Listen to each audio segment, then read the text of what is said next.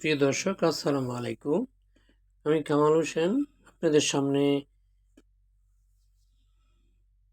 Gulshan central মসজিদ ঈদগাহ সোসাইটির উদ্যোগে ত্রাণ তহবিল অর্থাৎ গত 25 নভেম্বর 2025 তারিখে বিকাল 4:30 অগ্নিকাণ্ড ঘটেছিল বনানী 3টি কলোনি করাইল। আপনারা জানেন অনেক পরিবার ক্ষতিগ্রস্ত হয়েছিল। এই ক্ষতিগ্রস্তর জন্য গুলশান সেন্ট্রাল মসজিদের উদ্যোগে একটি ত্রাণ সহযোগিতার উদ্যোগ নিয়েছিল। ওরা 25 লক্ষ টাকার তারা আজকের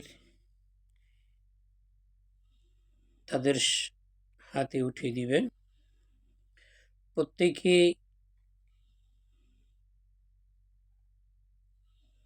দুপুরে লাঞ্চ এবং 3000 টাকা করে 800 পরিবারকে দেওয়া হবে। আশা করি ভিডিওটি ধৈর্য সহকারে দেখবে।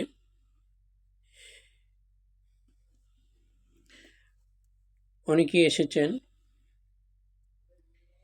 কিন্তু অনেক পরিবার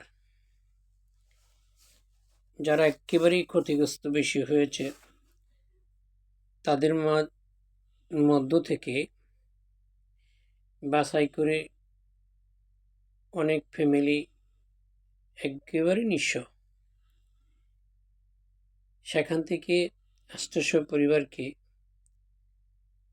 এই অনুদান হাতে তুলে দেবেন। গুলশান সেন্ট্রাল মসজিদের উদ্যোগে আপনারা জানেন যে মানুষের বিপদ আপদে যেখানে মানুষের সাহায্য সহযোগিতা করে থাকেন। আমরা চাই যত মসজিদ আছে ঢাকাতে বা বাংলাদেশে, সব সেন্ট্রাল মসজিদ এবং সোসাইটি যারা আছেন তারা যেন এই উদ্যোগটা নিতে পারেন। সেজন্য কিন্তু তারা এখানে এর লোকজনকে এনে তাদের হাতে আর্থিক সহায়তা তুলে দেন। আমরা যে যতটুকু পারি অন্যান্য আর্থিক প্রতিষ্ঠান যারা আছেন আশা করি সহযোগিতা করবেন। করাইল বহু পরিবার আছেন যারা এখনো খোলা আকাশের নিচে বসে আছেন। খাওয়া দাওয়া তাদের খুব কষ্ট হচ্ছে, চলাফেরা খুব কষ্ট হচ্ছে, এবং আপনারা যতটুকু সামর্থ্য কুলায় যে প্রতিষ্ঠান আছে ফান্ড থেকে হোক আর্থিক সহযোগিতা করবেন, এবং ব্যক্তিগতভাবেও যদি সাহায্য সহযোগিতা করতে পারেন তাহলে তারা উপকৃত হবে এবং তারা সামান্য একটু ঘর গোছানোর জন্য সহযোগিতা পাবে। সেটাই আমরা সকলে কাম্য। আমরা আশা করি আরও অন্যান্য প্রতিষ্ঠান যারা আছেন তারা এভাবে সহায়তা তাদের হাত বাড়িয়ে দিবেন। আপনারা কাজে এবং যদি চেক হয় কোনো স্বেচ্ছাসেবকের মাধ্যমে অথবা কোনো ফান্ডের মাধ্যমে যদি সহযোগিতা করতে চান তাহলে করতে পারেন, অথবা আপনারা নিজে ফিল্ডে গিয়েও কাজ করতে পারেন। কারণ এখানে 6টি টিম কাজ করেছিল, যার মাধ্যমে সেখানে এই লোকজনকে সুশৃঙ্খলভাবে এবং সুন্দর পরিবেশে তাদের হাতে তুলে দেন অর্থ। যারা অনেকে আছেন পরিবার এখনো কোনো অর্থ কোনো সাহায্য সহযোগিতা পাননি, যারা পাননি তাদের আপনারা জাস্টিফাই করে ওখানে গিয়ে আপনারা করা হলে আসেন, দেখেন, তারপরে সাহায্য সহযোগিতা করেন। যদি করেন তাহলে তারা একটু উপকৃত হবে, তারা জীবন চলার জন্য একটু সহজ হবে। অনেক পরিবার আছেন যেখানে একেবারেই নিঃস্ব। আমরা চাই পরিবারগুলো একটু সতেজ হোক, সুন্দরভাবে যেন তারা ঘরবাড়ি উঠাইতে পারে, আবার যেন তারা সুন্দরভাবে চলাফেরা করতে পারে।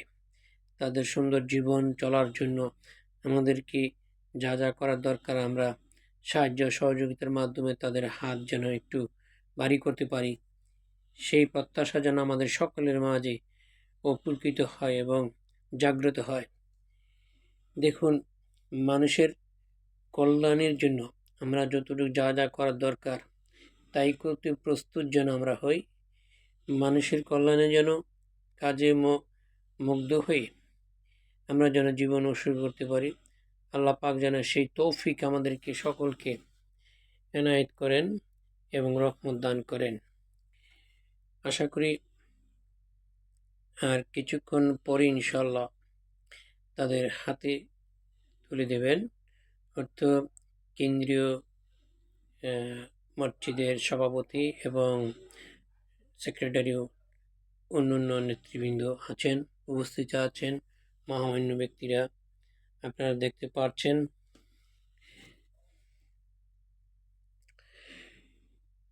আসলে এই করাইল আর কয়েকবার পড়েছে আগুনে। আমি আরও 3 টিপ দেখেছি। 2017তেও আগুনে পড়েছে, তখন খুব ভয়াবহ ছিল, পুরোটা একদম পুড়ে গেছিল।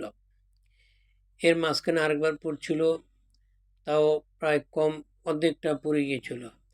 তো এবারও 2025-এ পড়েছে প্রায় একদম 3 ভাগের 1/1 পড়েছে, 3 ভাগের 1 ভাগ পড়েছে। যে সাইডটা পড়েছে একদম মানে পুরো একটা সাইড চলে গেছে। অনেক পরিবার, 1.5 লক্ষ লোকের মতো এখানে বসবাস, 40,000 মতো প্রায় ভোটার আছে। তো এভাবে তো সম্ভব না। সুশৃঙ্খলভাবে নিয়মমাফিক যদি কাজটা করতে চান তাহলে কিন্তু হিমশিম অনেকে খায়।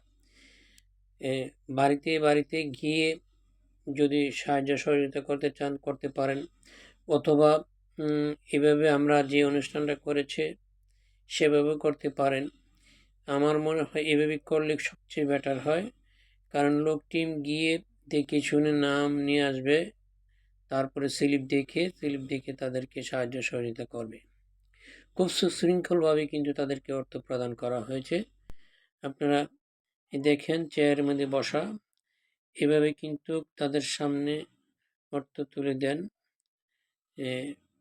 পুরুষ এক সাইড, মহিলা এক সাইড, তাদেরকে বসানো হয়েছে।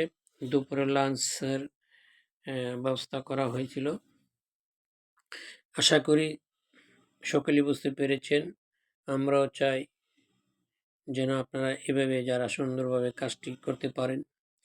ধৈর্য সহকারে বসে আছেন, স্লিপ নিয়ে তাদের হাতে তুলে টাকা দিবেন, তারা সুন্দরভাবে যেন কিছু করতে পারে এবং সংসার কাজে যেন কিছু, অর্থাৎ দুটো ভাত যেন খেতে পারে, সেই ব্যবস্থা যেন করার কর্তৃপক্ষ আমাদের সকলের দায়িত্ব।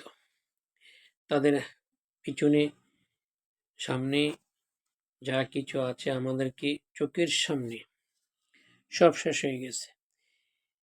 যাই হোক, আল্লাহ পাক যা করেন তিনি ভালোর জন্যই করেন। এই অসহায় মানুষগুলোর পাশে আমাদের দাঁড়ানো সকলের দায়িত্ব।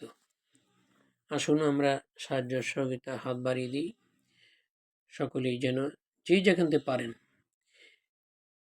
কোনো প্রতিষ্ঠানের মাধ্যমে বা কোনো ফান্ডের মাধ্যমে আপনারা সহযোগিতা করতে পারেন, অথবা নিজে এসেও সহযোগিতা করতে পারেন। আশা করি সকলে বুঝতে পেরেছেন।